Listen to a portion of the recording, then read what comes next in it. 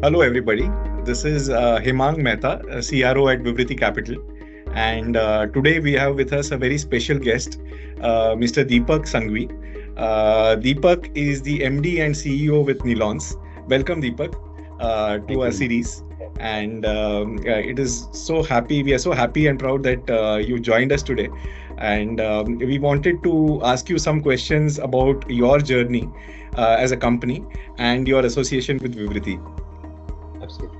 Thank you, Hemang, for having me here, and would be happy to interact. Yes. So Deepak, can you just give us an overview of Nilon's journey so far? So Nilons was started way back in 1962 by my father, almost 6 decades back, and we were largely a pickle and a tutti frutti company. We are largely known in the country for being the largest player in pickle and tutti frutti. So I got into business in 2001. I was just 24, where I unfortunately lost my father in untimely death, and then I got into the business. That time, the business was just about an 8 crore business. And from that 8 crore journey, the journey over the last 20 years has been to build this business from 8 crore to roughly 400 crore enterprise now. Just being from a pickle player and a fruity player, we are now the largest pickle and tutti frutti player in the country. And also, there was a conscious choice in this journey to move from the meal accompaniment to cooking accompaniments as a category, because cooking accompaniments is almost 7-8 times larger category compared to meal accompaniments. And that journey was started in 2010 once we fairly got a distribution network established pan India. So happy to say that we are now getting almost our 60% top line from the cooking accompaniments category, and only now 40 from the meal accompaniment. So we are fairly now travel that journey of becoming a cooking accompaniments company. Uh, in this journey, we had our own steps or methods to the madness, where the first method was to be company of some significance, because ultimately in FMCG, you are being distributed by distributors, and if you are not their top 1 or 2 or 3 companies, then you are just there at their bottom end, and they might just give you those business which is the lowest hanging fruit. So the first part of the journey, 2004 to 2010, was becoming a part of important part of distributor, being their number 1 or 2 brand. And once we achieved that by growing from 8 crore to 80 crore in 5 years, the next step was then that how do you add on the categories. That was the second step. In the first step, it was not very relevant for us to become a very large consumer brand. Even from that 8 to 80 crore journey, we were still 60% B2B, only 40% B2C. In the second phase, where we moved from being a meal accompaniment to a cooking accompaniment company. So from that 8 crore to 240 crore in next 6 years was about being a cooking accompaniment company as well. And 2014 to 2020, the journey was to consciously degrow on the B2B business and be a more stronger B2C brand. Right. So the next 6 years journey was in that direction, and happy to say that today we are almost 85-86% B2C and only 13 to 14% B2B. So 2004 it was reverse. We were 80% B2B. Today we are 85% B2C. So these were the steps of our growth. Wonderful, wonderful. It's a solid journey. Be it on the food accompaniment side or the size of the company, 8 crore to 400 crore. So lots of milestones along the way. Congratulations, Deepak ji. Thank you. Thank you. Deepak ji, continuing on that, how do you think the company has adapted to the changing consumer preferences and market trends over this period of time? So how we look at the business is two. There are newer channels of procurements that keep happening. So earlier it was largely India was a GT company, a general trade business. Over the period of time, the MT came in, the modern trade came in. Post modern trade, lot of the general trade started to convert themselves as a standalone modern trade outlet, which is you can buy, meaning you can get your basket and buy it.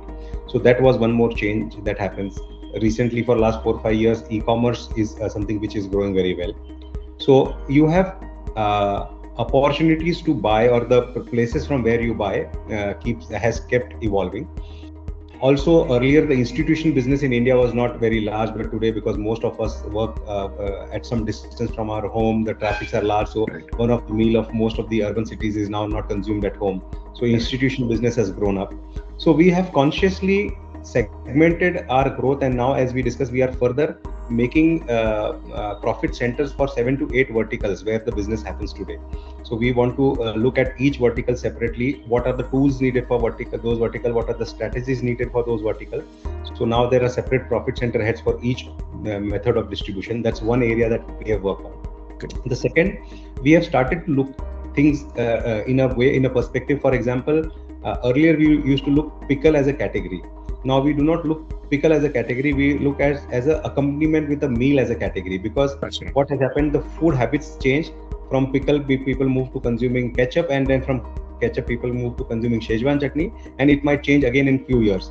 So if I look at myself only as a pickle player, I will fight tooth and nail to protect pickle share. Correct. But if I look at myself as a meal accompaniment player, then I will be the front runner in creating newer meal accompaniments where the world is moving. Yeah. So that's the perspective that we have tried to change the way we look at the business. Very interesting. Very interesting.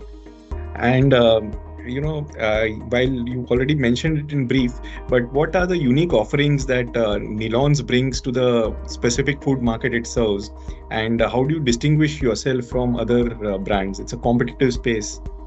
Mostly, we have 4 focus categories that we are in. Pickle being our major focus category, where we are the number 1 player or the largest market share leader in the country. Ginger garlic paste is again where we are the largest in the country, and that's an area of our expertise. Spice is a focus segment, though we are not maybe in the not top 30 or 40, but because we are entered it recently and it's a large 30,000 crore category, that's an area of our focus, that if we play in a larger category, there is a much more headroom for us to grow.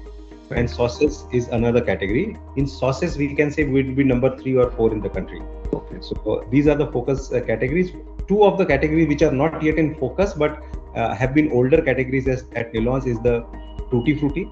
Because it's a B2B category, we do not focus much here, but we are the intel inside of that product. So every Karachi bakery biscuit that you have, the fruit inside is us since the day biscuit was made. Every Amul ice cream, Quality Walls ice cream, the Tutti Frutti in the Tutti Frutti ice cream is us. Vibs bread in Bombay, Bond Bakery in Britannia cakes or Mangini's cakes, we are the Tutti Frutti. So we are not known as a brand because it's the intel inside, but we are part of most of the bakery business. Even because you're in Chennai, the Arun ice cream in Chennai uses our Tutti Frutti. Right. So that's one business that we are also well known for, though in the institution category. And in vermicelli, there are 2 areas. One is the cut vermicelli, and the second is the roasted, which is a long thin vermicelli normally used for making kheer.